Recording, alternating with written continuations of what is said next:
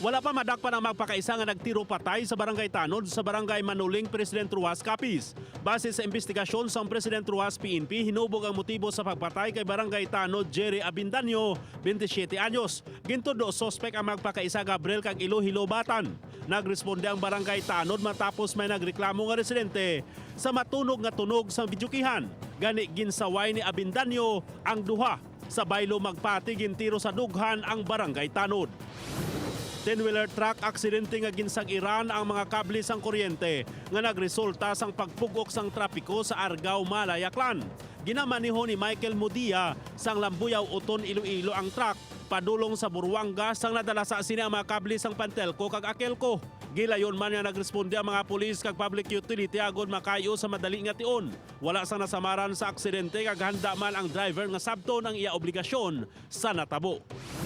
Hulyo 12 ang gindeklara nga missing ang 22 anyos nga si Rina Merapiosa matapos ang duha ka adlaw nakita ng iya lawas nga nagawtaw-utaw sa suba sa syudad sang Kabangkalan.